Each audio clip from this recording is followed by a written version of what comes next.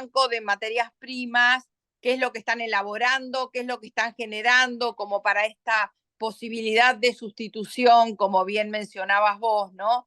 De materiales de construcción que están muy caros o que son monopólicos, para que pueda, en el marco de esta estrategia de supervivencia que estamos desarrollando hoy los argentinos, poder cambiar por materiales también nobles, más amigables con el ambiente. Ok, bueno, se escucha, ¿no? Sí, ¿Vamos bien? perfecto. Sí. Ok. Vamos a dar ejemplos actuales, o sea, de este mismo momento. O sea, ejemplos de lo que pasa hoy día, en nuestro ámbito de trabajo y con los problemas que se están viviendo hoy. Entonces, esta sustitución del mercado transitoria, porque el mercado va a seguir coexistiendo, pero hay que tomar en cuenta que la cantidad de gente que está por fuera del mercado, que no participa del mercado, es casi el 50% de la población. O sea, estamos hablando de millones de personas cuya coexistencia con el mercado es limitada, es limitada. Es limitada además porque no tiene alternativas que no sean las del mercado. Entonces, nosotros, es por eso que la realidad, la Argentina es un país muy creativo, poco aprovechado en muchos casos, genera ciertos antídotos frente a problemas. Y los bancos de materia prima que puedan ser originados en cada región, con productos de cada región y productos que no están monopolizados y donde los productos se cultivan o se pueden acceder a través de una minería popular o una minería cooperativa, que también las hay, también las hay. Tenemos el caso de una fábrica recuperada en Olavarría que desarrolla cales muy buenas desde la crisis del 2001. De modo que Sanón produce cerámica a partir de arcillas en el sur, es otra fábrica recuperada. O sea, hay 450 fábricas recuperadas que recorren montones de especialidades. Pero también hay sistemas cooperativos muy abundantes. La Argentina es muy rica en cantidad de cooperativas y las cooperativas tienen en ciertas circunstancias menos conflictos que las pymes para poder subsistir. Entonces, este es un momento actual donde se repite lo mismo que pasó en el periodo de Macri, del 15 al 19, en donde las pymes, casi 25.000 pymes tuvieron que cerrar. Es una enorme cantidad que arrastró cada pyme una cantidad de personas, lo cual estamos hablando de un desempleo de cientos de miles de personas. Riesgo que se vuelve a repetir ahora. Riesgo que se vuelve a repetir. Nunca terminamos de aprender. Entonces, esta sustitución del mercado implica también eliminar la intermediación que aparece en el shopping, en los mercados, de montón de agentes entre el productor y el que va a consumir. Hay un montón de figuras intermedias que se van quedando o que controlan los precios de una manera absolutamente arbitraria. Entonces, ¿cómo se resuelve eso? Y bueno, vamos a tener que producir directamente con el productor, y ese productor es parte de este colectivo social que no participa de la gran economía ni de la economía del mercado, simplemente porque no está en un gremio, no está en un sindicato, no tiene experiencia sindical, muchos de ellos, o gran parte de ellos. Entonces, el diseño de alternativas a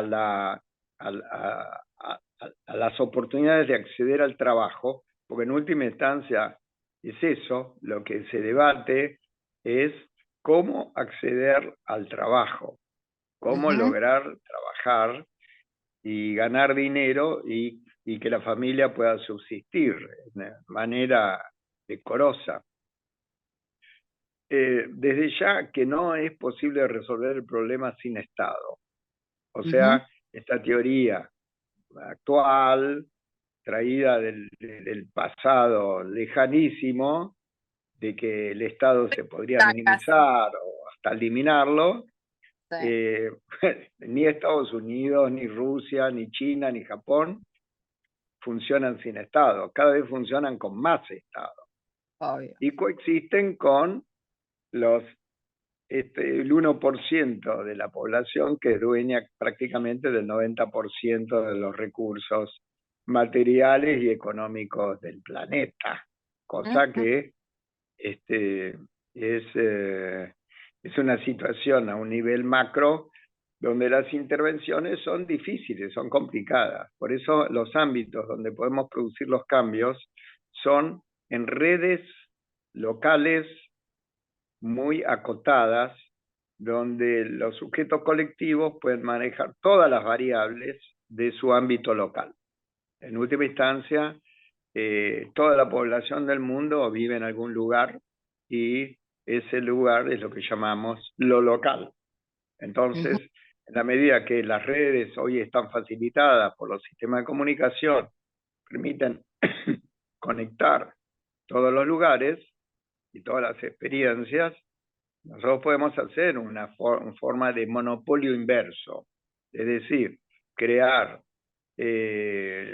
desarrollos económicos de base local poderosos, como en Europa fue la creación del comercio justo. O sea, el comercio Cuando hablamos de redes locales, estamos hablando de comunidades pequeñas, de municipios concretamente, ¿no? De experiencias a nivel municipal como necesarias para esta sustitución, ¿no? Exacto. Y hay un rol cooperativo que no se puede inventar de un día para el otro, generar un sistema cooperativo, dividir el dinero entre las personas, lograr que todos trabajen de la misma manera o parecida para que cuando llega fin de mes se reparta la plata y todos estén conformes. Esto requiere una disciplina, una formación, pero en última instancia es la misma disciplina que tiene un obrero industrial concurriendo a la fábrica todos los días, tanta cantidad de horas. O sea, lo que pasa es que el sujeto cambia, no hay un empresario individual, sino que hay un sujeto colectivo que es el que coparticipan todos de las inversiones y de los réditos que eso produce. De modo que este sistema cooperativo está muy difundido en la Argentina, muy difundido, y hay muchísima experiencia. Ahora, vamos a un caso concreto, que es temas que tenemos en la agenda de hoy nosotros. Por ejemplo, vamos a dar 3 o 4 casos que son para aplicarlos en cualquier región del país en este momento. Uno es la garrafa social. ¿Cómo vamos a cocinar con una garrafa que en poco tiempo, en 2 meses, pasó de 1.000 o 1.500 pesos a 7.000, 8.000, en algunas regiones a 12.000 pesos? Y hay que tomar en cuenta que la garrafa social, esta de 10 kilos de gas, es una garrafa que sirve solamente para la cocción, para cocinar, pero no sirve para calefacción ni para dar agua caliente. De modo que ahí es donde hace ya muchos años desarrollamos una usina de calor, que es como una cocina Stilart de las viejas cocinas de campo, que daban agua caliente, cocinaban y tenían un horno. O sea que la misma cocina, que era puro hierro, mucho hierro, era muy pesada, daba calefacción también. Eso hemos rediseñado para que un pequeño elemento construido por la propia gente, con un pequeño manual y una ilustración, una usina de calor que permite dar estas tres funciones: agua caliente, cocción y calefacción. Ahora, eso, para poder prescindir de la garrafa, porque se hace inaccesible y aparte no se llega con la plata, la desarrollamos con una solución que se llama la briqueta. La briqueta es una especie de carbón, pero se hace con residuos. Y ahí, sobre todo, son residuos de madera, que puede ser aserrín, polvo de aserrín, viruta de madera, fibras, bueno, y todo eso, como todas las cosas, requieren compactarse. O sea, nosotros volvemos a repetir ciertos elementos que existen en el mercado, que es partir de una materia prima, que en este caso es un postproducto, o sea, es un residuo de un producto industrial. El aserrín se genera en los aserraderos, carpinterías, etcétera, pero también cuando en la calle se hace la poda de los árboles de las ciudades y de los pueblos, se genera por la poda una inmensa cantidad de biomasa, de elemento vegetal, toneladas y toneladas, varias veces al año. Eso se pasa por una máquina que se llama chipeadora, se lo chipea y se lo transforma no en aserrín, pero sí en una especie de viruta, o sea, un poco más grande que el aserrín. O sea, el Sí, segundo paso es... nuestra audiencia entienda, son a veces los trozos de madera que se utilizan también en jardinería. Claro, eso se usa, en jardinería se usa la corteza. Bien. Y no es de cualquier tipo de árbol, sino cierto tipo de árbol que se le elimina la corteza, y eso es lo que se usa porque se biodegrada muy bien, y ayuda a regenerar la capa de tierra negra, ¿no? Pero bueno, lo que estamos viendo es que la briqueta se genera con elementos de biomasa y residuos, siempre residuos. ¿Pero por qué? A nosotros no es que nos gusten los residuos no nos gustan, pero es un recurso. Y cuando uno está comiendo arriba de la mesa y el pan se escapan las miguitas, debajo de la mesa muchas veces hay hormigas que se llevan las miguitas y se las llevan de una manera organizada. Hacen una columna, hacen una fila, y cada una transporta un pedacito de la miga. Si uno suma los pedacitos de miga recolectados en el nido de las hormigas, vamos a ver la cantidad importante que eso sirve con un proceso disciplinado de columna, o sea, de encolumnamiento, en donde el camino más corto para llegar del origen al destino final lo tiene el comando o la organizadora de las hormigas. Ella sabe, usando la feronoma, que es una sustancia química, cuál es el camino más corto, y eso permite que con una disciplina de colectivo se puede llevar a un cierto ritmo y a una velocidad una enorme cantidad de materia prima hacia otro lugar, o sea, de un lugar donde se origina a otro donde se transforma. Bueno, ese es el arte del laburo con los residuos. Ahora, ¿cómo hacemos nosotros para generar una briqueta? Pues bien, hay que organizar a los colectivos sociales en la sustitución del camino de la caravana. Por ejemplo, si el sistema urbano recolecta la basura con una empresa privada, por ejemplo Cliva, que puede llegar a obtener por el pago de enterrarlo en el SEAMSE no sé, 20 kilómetros, y puede obtener un pago, un capital de 70 o 80 dólares por tonelada, bueno, es mucha plata, es mucha plata. Entonces, esto, si ese residuo enterrado no sirve para poder ser transformado y cumplir la ley de la naturaleza, que nada se pierde, todo se transforma, hace falta clasificar en origen. Bien. Casas, escuelas, clubes, todo el mundo tiene que clasificar en la casa, en la escuela, en todos los lugares. ¿Para qué? Para que se puedan cambiar el destino el destino final al cual se orienta o lo orienta el mercado a esos residuos. Ese destino nunca es el más feliz, nunca es el más feliz.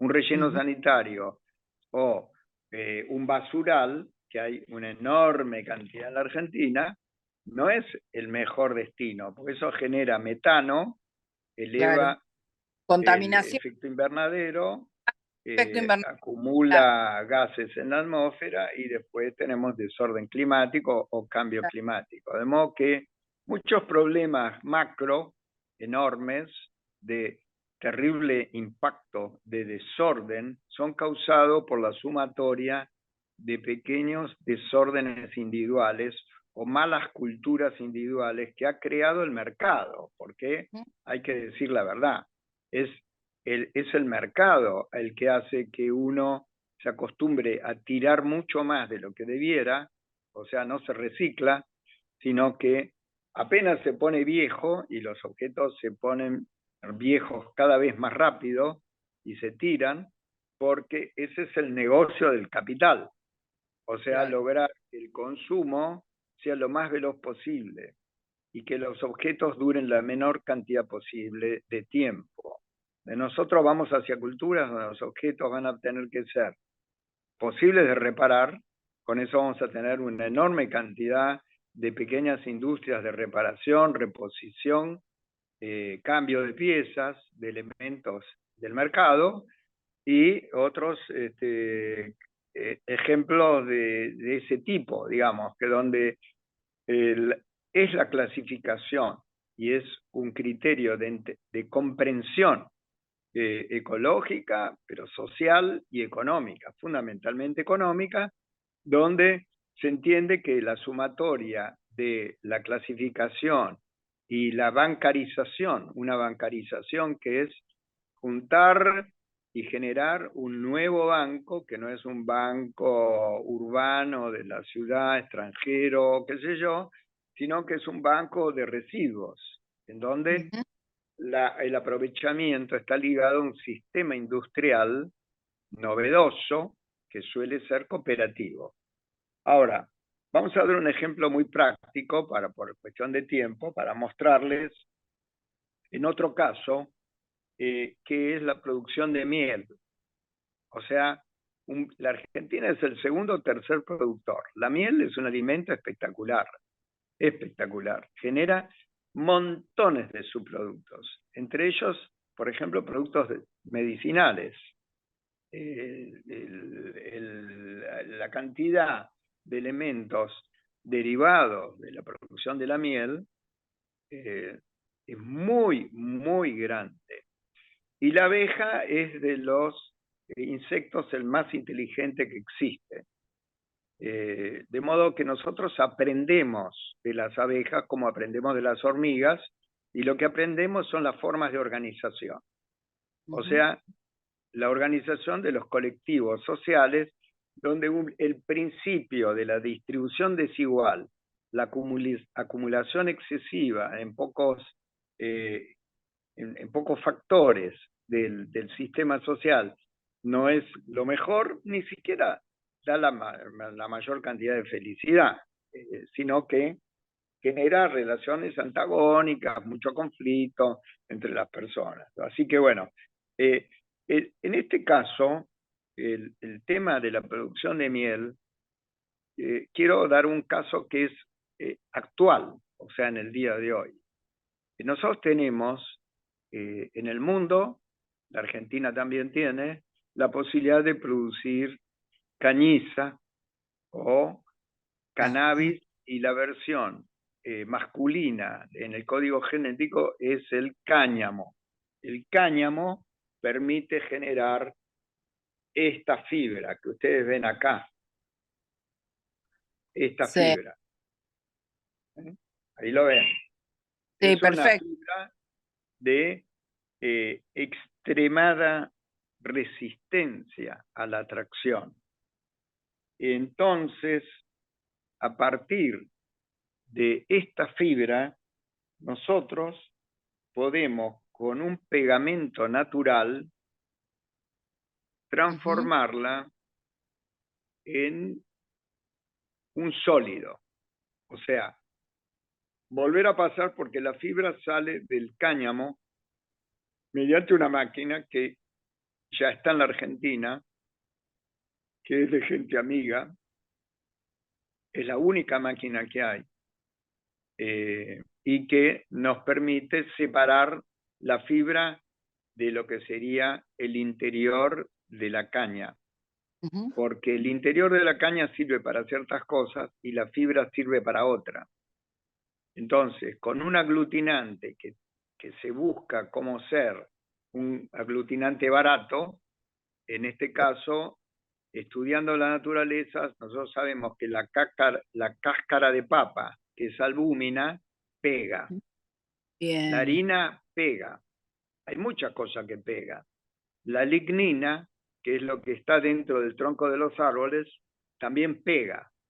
Entonces, el arte en todo esto es cómo logramos nosotros, descomponiendo un elemento, volver a unirlo para que cumpla otra función.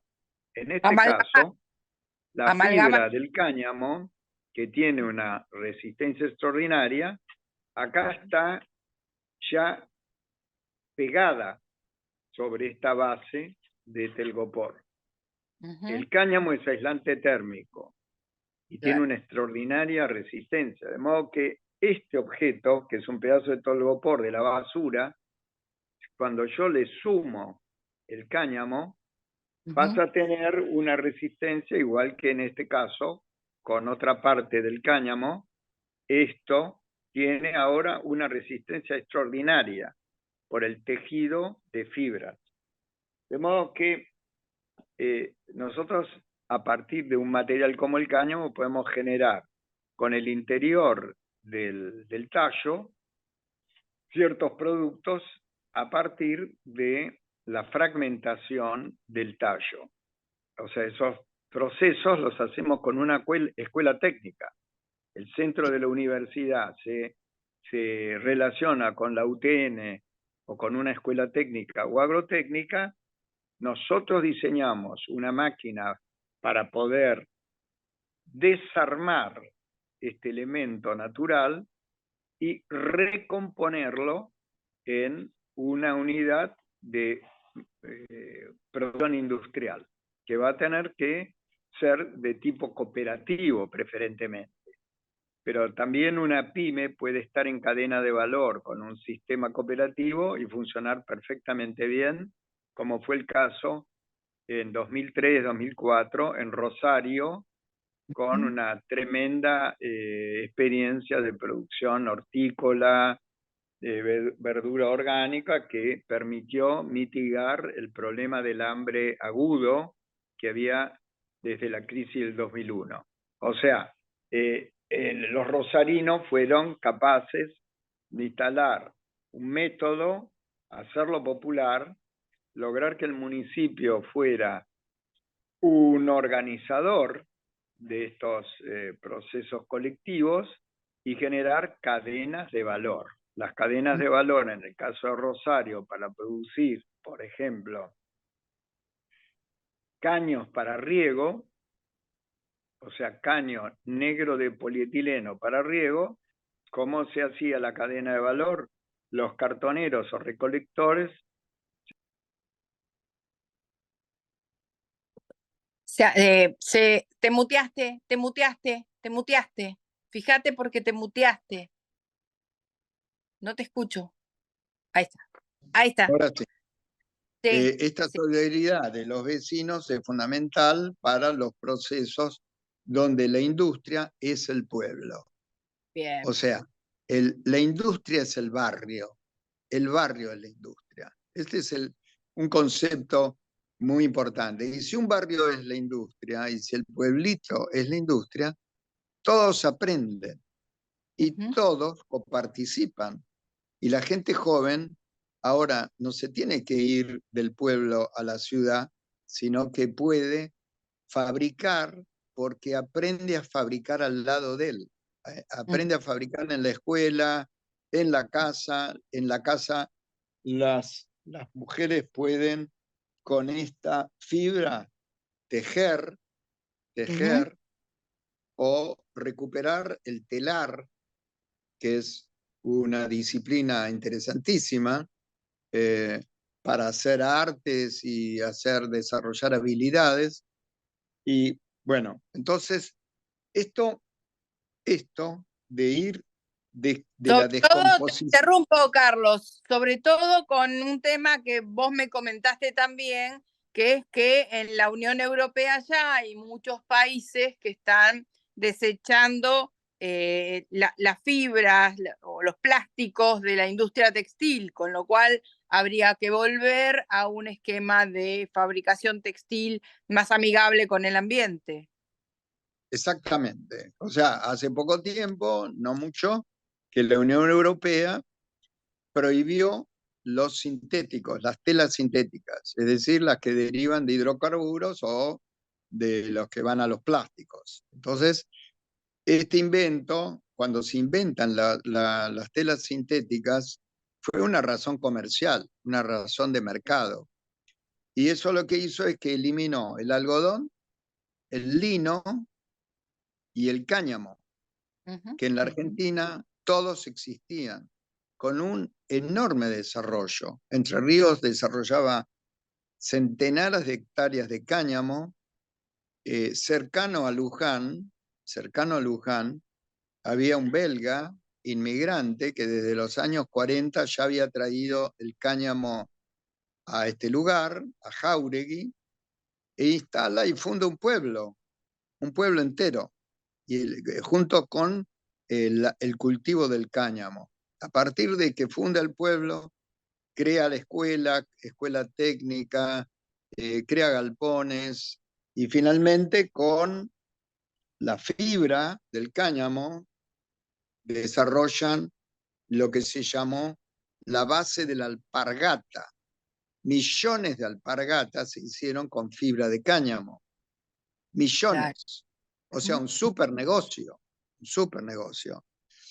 No era el único destino posible del cáñamo, porque hoy ya se descubre que el cáñamo tiene tal resistencia a la tracción, o sea, que sería este esfuerzo que hacemos así, Tironeo.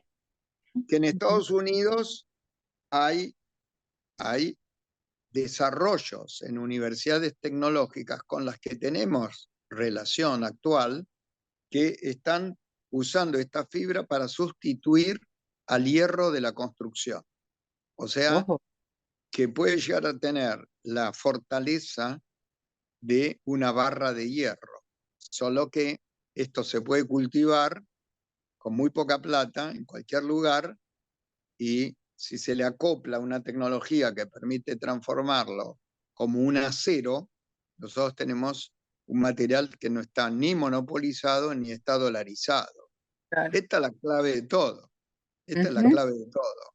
¿Cómo ujú. volvemos nosotros a crear industrias distribuidas de base de materia prima abundante en cada lugar? Porque vos en las zonas de Cuyo tenés materias primas vinculadas a una minería popular, Ujú. posibles de manera.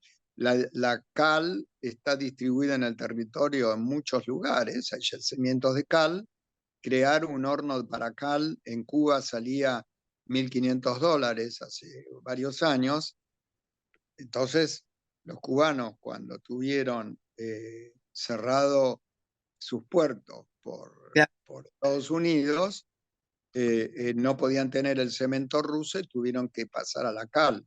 Y la cal no requiere una industria como la de Fortabat de millones de dólares, sino que se pueden hacer con pequeñas inversiones. Si nosotros tenemos un material que fragua, que cambia de estado, de ser un polvo a ser un elemento rígido y que permite construir. O sea, nosotros debiéramos estar construyendo con cales y mezclas con otros elementos, ¿cómo son estas fibras? Ahora, ¿por qué Nueva York hoy en día tiene universidades tecnológicas desarrollando las aplicaciones del cáñamo?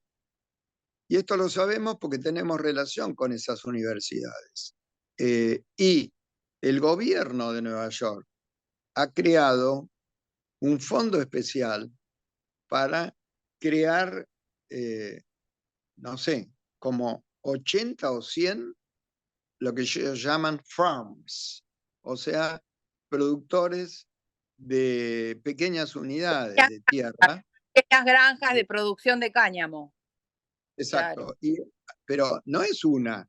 Han instalado Mucho. alrededor de Nueva York, muy cerca de la ciudad, una gran cantidad de productores cuyos productos de la tierra van a tener un impacto en varios productos que no van a estar monopolizados, sino que van a permitir generar un tejido de industrias pequeñas. O sea, MIPYMES, cooperativas y ciertos otros productos van a poder ser de grandes industrias y de grandes capitales. De modo que este sistema donde todos ponen, todos ganan, permite que los jugadores convivan felizmente sin anularse unos a los otros. O sea, no hace falta cerrar la importación o abrir la importación en una manera salvaje, eliminar la producción nacional porque aparecieron todos los productos del mercado, eliminar los recursos de apoyo financiero a las industrias pyme y dejar solo flotando el capital financiero como único sujeto protagónico del desarrollo económico. Entonces, lo que nos muestran los países avanzados y muy capitalistas justamente es que ellos cuidan su tecnología, cuidan la creación de empleo cada vez más. Las industrias que Estados Unidos mandó a China y generándole a China mano de obra, posteriormente, con el paso de los años, se dieron cuenta los Estados Unidos que era mejor negocio volver a traer las industrias, muchas de esas industrias, volverlas al territorio, a su propio territorio para poder generar empleo. Claro. Porque Claro. este desplazamiento a la búsqueda del menor valor del jornal llevó en esa época a llevar enormes cantidades de industrias de Estados Unidos, muchas de Europa también, a China, donde el salario estaba en $100. Pero esto ha cambiado, porque China, los salarios en China deben estar en 500 o $1000 o más todavía. De modo que Estados Unidos, con ese criterio de desmembrar su sistema productivo, terminó en conflicto con sus propios sindicatos y con los propietarios de medios de producción y tuvo que volver a repensar un esquema de desarrollo nacional. Y en eso estamos, en eso estamos. Entonces, esto lo que nos muestra es que la tecnología y la ciencia tienen que estar vinculados a los sujetos reales que pueden producir. Y nosotros tenemos 5, 6 o 7 millones de personas que tienen que culturizarse industrialmente. Exacto, exacto. En nuestro país tiene experiencias de... Ahí va mi pregunta, Carlos, porque el desarrollo económico sostenible, además de este factor técnico tan importante, que vos nos estuviste explicando hasta ahora, conlleva un factor cultural. Vos siendo docente de la universidad, te quería preguntar cómo estás viendo esta conciencia de los futuros arquitectos, esta conciencia en los educandos de los talleres con los que ustedes interactúan. ¿Ves que efectivamente en el grado de deterioro ambiental que está habiendo hoy en el planeta hay posibilidades de trabajar lo técnico, lo cultural, el arraigo en las localidades para poder hacer este desarrollo económico sostenible? ¿Que hay tiempo para eso? Sería mi pregunta. No, tiempo tenemos todo el tiempo posible, siempre y cuando no venga el desorden climático en 10 o 20 años a provocar tal nivel de destrozo. Bueno, acabamos de pasar una semana entera de lluvia sin parar, así que mejor no preguntemos por qué se llueve ahora de una manera tan distinta. O sea, el régimen de lluvia son 1.300 para La Pampa, Argentina, son 1.300 milímetros por año. Ahora, eso se distribuía en épocas normales, antes del cambio climático, se distribuía en unidades de 60 milímetros, después un mes después venían 30 milímetros, después venían 100 milímetros como mucho. Otra Ahora gradualidad. vienen, claro, ahora vienen de golpe, vienen en 2 horas, pueden venir 80 milímetros. ¿Qué pasa con eso? Eso lo que ha roto es la regularidad de los sistemas de producción. Porque obviamente el campo se inunda o el campo se seca. O sea, ahora tenemos fracturada el desarrollo armónico con el clima y tenemos fuertísimas tormentas y después tenés fuertísimas sequías, meses enteros de largas sequías. La Argentina pasó una sequía horrorosa el año pasado con pérdidas de millones de dólares de exportación. Así que ahora, ¿podemos resolver el problema del agua, esta disparidad entre tener mucha agua de golpe y después no tener nada y tener sequía? Bueno, en la sequía las abejas se empiezan a morir, Claro. reducen la cantidad de miel que producen, reducen la cantidad de propóleo, que es un producto medicinal derivado de la miel. Bueno, entonces nosotros vamos a decir, bueno, hay que resolver a nivel macro.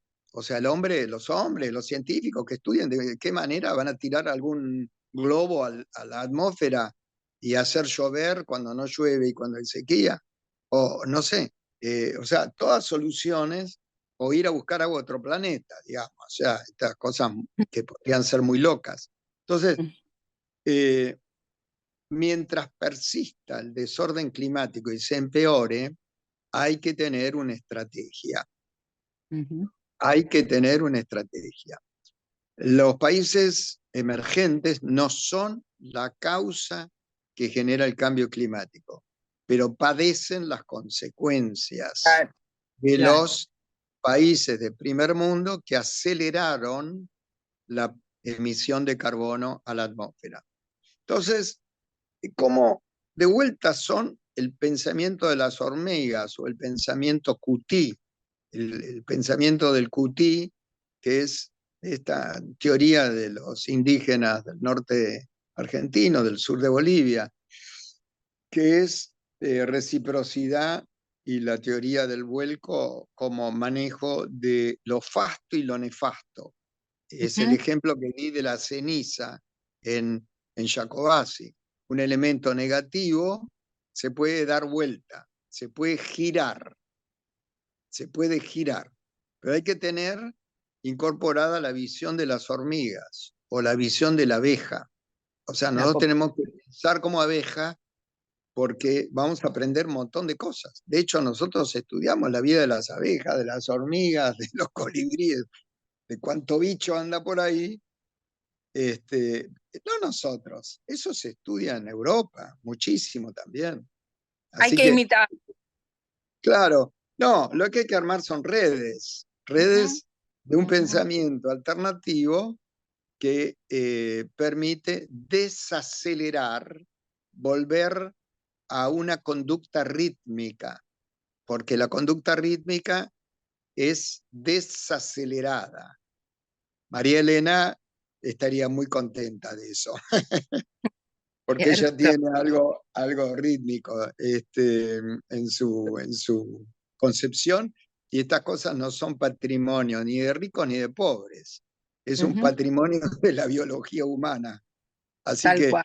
en ese sentido, es posible pensar una cultura que vuelva a ligar a los sectores más humildes, marginados o no pudientes, y sectores que sí pueden acceder a ciencia, tecnología, profesiones, Sí, innovar, etcétera. profesiones que les permiten estar ayornados y qué sé yo. Sí. Y bueno, entonces, lo cierto es que nosotros hemos descubierto que es mucho más divertida la vida sacando la aceleración, o sea, desacelerando, haciendo como un yoga o una modificación rítmica que está en el patrimonio de la cultura americana. Eso se aprende de los libros del Popol Vuh, que Sí. es la Biblia maya y quiché. El primer libro de ahí. editado antaño, así empieza diciendo el Popol Vuh. Exacto. Bueno, es nuestra Biblia, el Claro. Popol Vuh, y las historias de los hermanos gemelos, que son los protagonistas de todas las historias en el Popol Vuh, que es poco leído, lamentablemente no se lee en las escuelas, pero es muy divertido y se debiera poder leer para sacar conocimientos de ahí. Porque en la historia del Popol Vuh, los hermanos gemelos, que no, por alguna razón son gemelos, atraviesan amenazas todo el tiempo. O sea, amenazas de muerte, amenazas de todo tipo, de fantasmas, de elementos malignos, etc. Y lo que muestra es que los hermanos siempre tienen una estrategia para salvarse.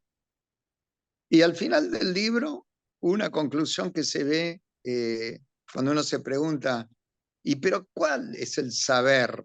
¿Qué es lo que tanto les permitió salvarse de tantos enemigos? Y el tema es el juego. Saber jugar. Claro. Saber jugar. Así Carlos, que bueno. De eso se trata, ¿no? De saber jugar, de innovar, de tener creatividad y de tener gente como vos que pueda acompañar estos procesos, ¿no? Que pueda orientar a los jóvenes, orientar a las organizaciones, orientar a las comunidades locales para que hagan este clic, ¿no? De una producción económica sostenible necesaria hoy en el marco de nuestra emergencia climática y nuestra emergencia económica. Así que te agradezco muchísimo que hayas tenido este tiempo para dedicarle a nuestro programa. Tus enseñanzas han sido valiosísimas.